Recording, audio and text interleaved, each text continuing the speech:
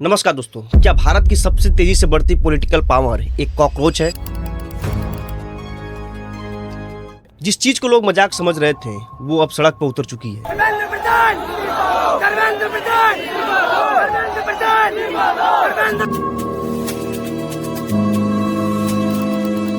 आपने बचपन से यही सुना होगा कि मेहनत करो, पढ़ाई करो, अच्छे नंबर लाओ और फिर एक दिन तुम्हारी जिंदगी बदल जाएगी। आपने लाखों रुपए कोचिंग में खर्च किए, रातों की नींद छोड़ी, दोस्तों से दूरी बनाई, सोशल मीडिया छोड़ दिया और अपने फ्यूचर के लिए लगातार स्ट्रगल किया। लेकिन फिर एक दिन आपको पता चलता है कि जिस एग्जाम पर आपने अपना सब कुछ दांव पर लगाया था, उसी परीक्षा पर अब सवाल उठ गए हैं। कई पेपर लीक की खबरें हैं, कई भर्ती परीक्षाएं रद्द हो रही हैं, कई लाखों उम्मीदवार सालों तक रिजल्ट का इंतजार कर रहे हैं और इसी बीच नौकरी की तलाश में लाखों युवा डिग्री हाथ में लेकर घूम रहे हैं। सोच कर देखिए, इस देश के करोड़ों युवा खुद को सिस्टम के लिए सिर्फ एक नंबर, एक फाइल या अनदेखी भीड़ समझने लगे तो क्या होगा। शायद इसी भावना से इंटरनेट पर एक नाम उभरा, कॉकरोच जनता पार्टी। नाम सुनकर हंसी आता है ना, लेकिन इसके पीछे की नाराजगी उतनी मजाकिया नहीं है। मई के महीने में यह नाम सोशल मीडिया पर तेजी से फैलने लगा। कई युवा इसे एक सिंबल की तरह इस्तेमाल कर रहे हैं, जो बताता है कि देश की सबसे बड़ी आबादी यानी यूथ खुद को अक्सर अनसुना और अनदेखा महसूस करता है। भारत दुनिया का सबसे युवा देश में से एक है, लेकिन इसी युवा आबादी का एक बड़ा हिस्सा रोजगार और पेपर लीक को लेकर काफी चिंता में है। नीट 2026 पेपर लीक ने इस बहस को और तेज कर दिया। एग्जाम कैंसिलेशन, सीबीआई जांच और जवाबदेही की मांगों ने देश भर के छात्रों में गुस्सा और अनसिक्योर की भावना पैदा की और लगभग यहीं से कॉकरोच जनता पार्टी का उदय होता है। आइए दोस्तों, कॉकरोच जनता पार्टी के बारे में एक एक करके जानते हैं इस वीडियो में।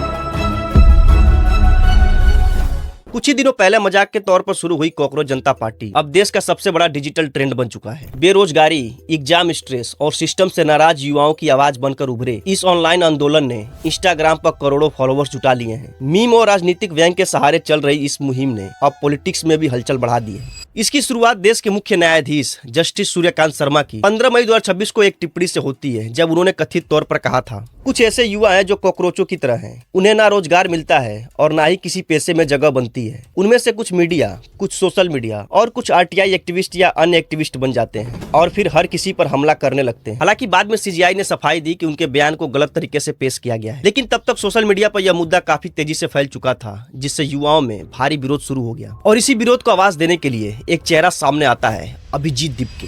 अभिजीत दीपके मीडिया के स्टूडेंट रहे हैं, जो महाराष्ट्र के औरंगाबाद यानी छत्रपति संभाजी नगर के रहने वाले हैं। दीपके ने पुणे से जर्नलिज्म में ग्रेजुएशन किया। इसके बाद आगे की पढ़ाई के लिए अभिजीत अमेरिका चले गए। उन्होंने बोस्टन यूनिवर्सिटी से पब्लिक रिलेशंस में मास्टर की पढ़ाई की और साल 2023 में वो अपने शहर औरंगाबाद वापस लौट आए। अभिजीत पॉलिटिकल कम्युनिकेशन स्ट्रेटेजिस्ट हैं। डिजिटल प्लेटफॉर्म का इस्तेमाल करके देश की राजनीतिक राय को प्रभावित करना उनका काम है। रिपोर्ट्स बताती है कि अभिजीत दीपके ने 2020 से 2022 के बीच आम आदमी पार्टी के लिए काम किया है। उन्होंने आम आदमी पार्टी के IT सेल के प्रमुख अंकित लाल के अंडर काम किया था। इस दौरान वह पार्टी के लिए मीम कंटेंट और ऑनलाइन कैंपेन बनाते थे। अक्टूबर 2019 से अप्रैल 2021 तक दिल्ली सीएम ऑफिस में एज ए कम्युनिकेशन फेलो के रूप में काम किया। इसके बाद जून 2021 से मई 2024 तक अभिजीत दिल्ली एजुकेशन डिपार्टमेंट में कम्युनिकेशन एडवाइजर भी रहे। लेकिन दोस्तों, जैसे ही बीजेपी के IT सेल वालों को उनके बारे में पता चलता है, उनके खिलाफ फेक न्यूज फैलाने लगते हैं। अरे ये तो केजरीवाल का आदमी है, ये तो आप सपोर्टर है। लेकिन कुछ ही दिनों बाद अभिजीत दीपके एक वीडियो शेयर करते हुए अपनी बात को रखते हैं। हाँ, मैं आम आदमी पार्टी से जुड़ा हुआ था, लेकिन पिछले 2 साल से मैं यूएसए में पढ़ाई कर रहा हूँ। लेकिन मैं खुद जिस इंटरव्यू में मैं जा रहा हूँ, मैं वहां पर बोल रहा हूँ,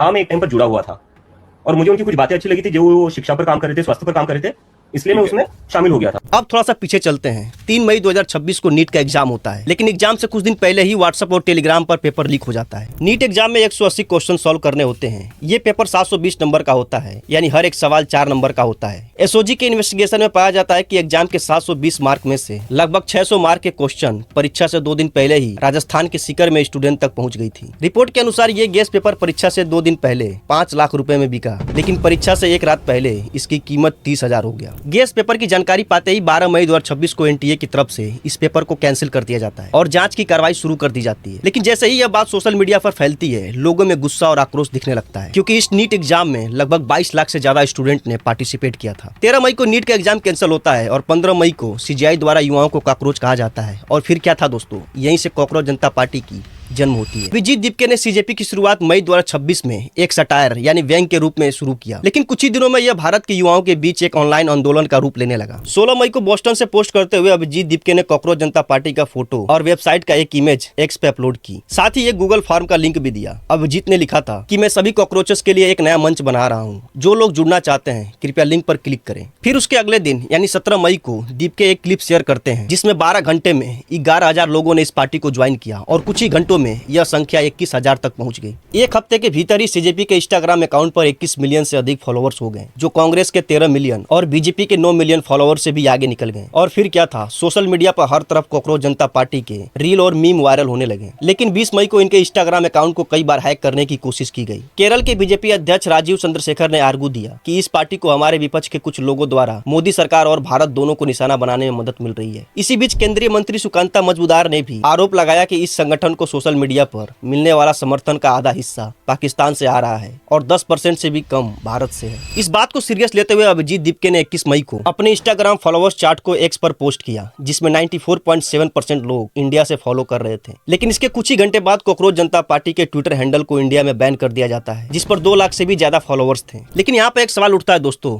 कि लोग कॉकरोच जनता पार्टी को इतना पसंद क्यों कर रहे हैं? तो इसका जवाब भी काफी सिंपल है, इनका मैनिफेस्टो। जब आप इनके वेबसाइट पर जाते हैं तो इनका मैनिफेस्टो दिखता है, जिसमें 5 डिमांड या कहें कि 5 वादे किए गए हैं। रिटायरमेंट के बाद किसी भी सीजेआई को राज्यसभा जाने का रिवार्ड नहीं मिलेगा। अगर कोई लीगल वोट डिलीट करता है तो मुख्य चुनाव आयुक्त को यूएपीए के तहत गिरफ्तार किया जाएगा, क्योंकि नागरिकों के वोट के अधिकार को छीनना आतंकवाद से कम नहीं है। संसद की संख्या बढ़ाए बिना महिलाओं को 33% नहीं बल्कि 50% रिजर्वेशन मिलेगा। इसके अतिरिक्त मंत्रिमंडल के सभी पदों में से 50% पोस्ट महिलाओं के लिए रिजर्व होंगे। अंबानी और अडानी के सभी मीडिया संस्थानों के लाइसेंस रद्द किए जाएंगे ताकि वास्तव में स्वतंत्र मीडिया को जगह मिल सके। गोदी मीडिया के एंकरों के बैंक खातों की जांच की जाएगी। अगर कोई भी विधायक या सांसद जो एक पार्टी से दूसरी पार्टी में जाता है तो उसके चुनाव लड़ने पर पाबंदी लगाई जाएगी और उसे अगले 20 साल तक किसी भी पब्लिक ऑफिस में पद नहीं दिया जाएगा। आप सोचिए दोस्तों, अगर इस तरह का मैनिफेस्टो कोई पार्टी बनाती है तो कौन होगा जो उसे सपोर्ट नहीं करेगा? क्योंकि ये मैनिफेस्टो आज के टाइम पर हमारे देश के लिए सबसे बड़ी जरूरत है। जुडिशरी पर कोई ना कोई सवाल हर समय उठता रहता है। इलेक्शन कमीशन का किसी एक पार्टी से समझौता कर लेना, महिलाओं के रिजर्वेशन और पोस्ट के नाम पर मूर्ख बनाना, राघव चड्ढा जैसे दल बदल नेता का एक पार्टी में विलय होना और पूरी मेन स्ट्रीम मीडिया को अपने अंदर समेट लेना। इस चीज को लेकर कहीं न कहीं मजाक का जो मैनिफेस्टो है वो काफी सीरियस था। ना ही इस पार्टी में हिंदू मुस्लिम की बात की गई है और ना ही जाति धर्म के नाम पर भेदभाव की। और यही रीजन है कि हमारा यूथ इस पार्टी को सपोर्ट कर रहा है। यहाँ पर यूथ कहना गलत होगा, क्योंकि बहुत से सीनियर सिटीजन भी इस पार्टी को सपोर्ट कर रहे हैं। अभी कॉकरोच जनता पार्टी बनी ही थी कि इसमें नीट पेपर लीक और सीबीएसई के मुद्दे इस ऑनलाइन आंदोलन में उठने लगते हैं, क्योंकि स्टूडेंट के अंदर इतना ज्यादा इस पेपर लीक को लेकर नाराजगी थी कि उन्होंने कॉकरोच जनता पार्टी में इस मुद्दे को उठाना शुरू कर दिया। सही मायने में अगर देखा जाए तो स्टूडेंट की आवाज उठाने के लिए कॉकरोच जनता पार्टी सही वक्त पे आती है और मजबूती से इस आवाज को उठाती है। सोशल मीडिया पर हजारों पोस्ट आने लगते हैं जिसमें एजुकेशन मिनिस्टर धर्मेंद्र प्रधान की इस्तीफे की मांग उठने लगती है। ये इस्तीफे की मांग सिर्फ पेपर लीक के लिए नहीं उठ रही थी, बल्कि कुछ स्टूडेंट ने डिप्रेशन में आकर सुसाइड कर लिया था, उसके लिए भी ये मांग उठ रही थी। दिल्ली के आजादपुर स्थित लाल बाग की 20 साल की एक स्टूडेंट ने 14 मई को दोपहर अपने घर के कमरे में फंदे से लटकती हुई मिली। पिछले साल वो महज 4 अंकों से परीक्षा पास करने में चूक गई थी। राजस्थान के सीकर में 23 साल के प्रदीप माहिच ने सुसाइड कर ली। परिवार का कहना था कि मेडिकल इंट्रेंस एग्जाम रद्द होने से वो बेहद परेशान था, क्योंकि उसका ये तीसरा अटेम्प्ट था और उसे अच्छे मार्क्स आने की उम्मीद थी। एक और केस आता है गोवा से, जहां 17 साल के एक लड़के ने 13 मई को अपने घर में सुसाइड कर ली। उसके बारे में भी यही बताया गया कि नीट एग्जाम कैंसिल होने के बाद वह काफी तनाव में था। इस छात्र ने एक नोट भी छोड़ा था जिसमें लिखा था कि वह अब किसी प्रतियोगी परीक्षा में शामिल नहीं होना चाहता। उत्तर प्रदेश के लखीमपुर खीरी के 21 साल का ऋतिक मिश्रा ने सुसाइड कर ली। उसके परिवार ने बताया कि पेपर लीक के कारण वह काफी परेशान था। ऋतिक का भी प्रदीप की तरह यह तीसरा अटेम्प्ट था। 2 मिनट सोचकर देखिए, जिन स्टूडेंट ने अपने सपने और परिवार की उम्मीदों को लेकर सालों तक स्ट्रगल किया, लेकिन जब एग्जाम देने की बारी आई तो पेपर ही लीक हो गया। लेकिन इससे धर्मेंद्र प्रधान को क्या फर्क पड़ने वाला है? उनकी बेटी तो विदेश में पढ़ती है। लेकिन मैं यहाँ पेरेंट्स से कहना चाहूंगा, बाय द वे, इस तरह का केस कभी फ्यूचर में ऐसा होता है तो अपने बच्चों को कभी अकेला मत छोड़िए। इन मुश्किल दिनों में उनके साथ रहिए, उनका हौसला ना टूटने दीजिए और एक साथ मिलकर बिना डरे इस सरकार से सवाल जरूर कीजिए। फिलहाल जिस वक्त मैं ये वीडियो बना रहा हूँ उस समय तक सिर्फ 4 केस ही मिले हैं और ना जाने कितने केस अभी आएंगे। और इसी बीच अभिजीत दीपके ने एजुकेशन मिनिस्टर धर्मेंद्र प्रधान के इस्तीफे के लिए कई सारी वीडियो जारी किया, जिसमें कुछ वीडियो डिलीट भी करवाई गई। इसके बाद अभिजीत ने ऑनलाइन पिटीशन के जरिए एजुकेशन मिनिस्टर धर्मेंद्र प्रधान का रेजिग्नेशन की मांग की। इस ऑनलाइन पिटीशन में 8 लाख स्टूडेंट ने साइन भी किया था। 8 लाख बच्चों ने हमारी पिटीशन साइन की है। Crores of people have supported this demand on social media as well. लेकिन मोदी सरकार और धर्मेंद्र प्रधान की तरफ से कोई जवाब नहीं आता है और इसी को लेकर अभिजीत दीपके ने 1 जून को वो एक वीडियो शेयर करते हुए कहते हैं कि वे 6 जून को इंडिया आ रहे हैं। आगे वे कहते हैं कि हम 6 जून को दिल्ली के जंतर मंतर पर पीसफुल प्रोटेस्ट करेंगे ताकि धर्मेंद्र प्रधान का इस्तीफा ले सके। I have decided to come back to India. Yes, मैं अपने देश अपने घर इंडिया वापस आ रहा हूँ एजुकेशन मिनिस्टर धर्मेंद्र प्रधान का रेजिग्नेशन मांगने के लिए। मैंने डिसाइड किया है मैं 6 जून सैटरडे सुबह दिल्ली आऊंगा। अब सब मुझे एयरपोर्ट पर मिलिए।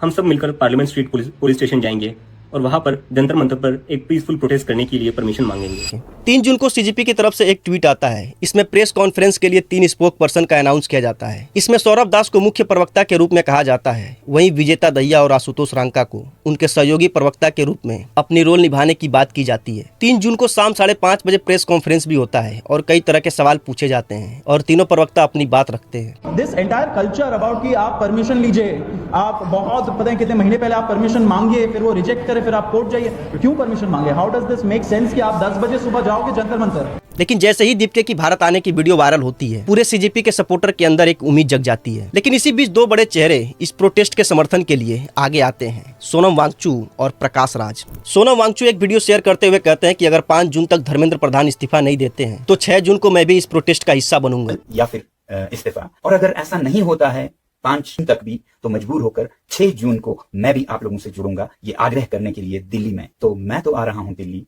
आप लोगों से जुड़ने के लिए, दीपके जी से जुड़ने के लिए। दूसरी तरफ तमिल फिल्मों के जाने माने एक्टर प्रकाश राज ने 4 जून को ट्वीट करते हुए कहा, मैं 6 जून को जंतर मंतर पर पहुंचने की कोशिश कर रहा हूं ताकि मैं इस आंदोलन के प्रति अपनी एकजुटता दिखा सकूं। हालांकि मैं एक फिल्म के शूटिंग के सिलसिले में बहुत दूर हूं, फिर भी मैं वहां पहुंचने की पूरी कोशिश कर रहा हूं। सभी युवा कॉकरोचों से अपील है कि वे भी वहां पहुंचे। प्रकाश राज जैसे लोग हमेशा फिल्मों में एक विलन के रूप में दिखाई देते हैं, लेकिन असल जिंदगी में देखा जाए तो किसी हीरो से कम नहीं है। लेकिन वही दूसरी तरफ जनता के पैसों और प्यार से आसमान पर पहुंचने वाले सेलिब्रिटी और क्रिकेटर आज पूरी तरह से खामोश हैं। जब देश का यूथ, जो इनका सबसे बड़ा फैन बेस है, अपने फ्यूचर और अधिकारों के लिए सड़कों पर संघर्ष कर रहा है, तब इन लोगों के पास उनके सपोर्ट में एक ट्वीट करने तक का समय नहीं है। कम से कम उस इंडिया की ब्लू जर्सी को लेकर स्टूडेंट के खातिर तो बोल देते हैं जो अभिजीत ने पहनी हुई थी। इन्हें जनता का प्यार तो चाहिए, लेकिन जब इसी जनता पर मुसीबत आती है तो ये अपने दुनिया में छिप जाते हैं। इनका इस तरह से शांत रहना बेहद निराशाजनक है। अब आता है दोस्तों 6 जून 2026 का सुबह, जिसे सबको बेसब्री से इंतजार होता है। 6 जून की सुबह इंदिरा गांधी इंटरनेशनल एयरपोर्ट पर पुलिस तैनात कर दी जाती है। इस प्रोटेस्ट को देखते हुए दिल्ली पुलिस ने सेफ्टी के तौर पर 1000 पुलिस कर्मियों की तैनाती कर देती है। हर तरफ मीडिया रिपोर्टर्स और सोशल मीडिया क्रिएटर अपने कैमरे को लेकर बस इसी इंतजार में थे कि अभिजीत दीपके कब एयरपोर्ट पर लैंड करते हैं। शनिवार 6 जून 2026 की सुबह अभिजीत IGI एयरपोर्ट पे उतरते हैं और जैसे ही वो एग्जिट गेट से बाहर आते हैं, उनके हाथों में डॉक्टर अंबेडकर की किताब होती है। जो है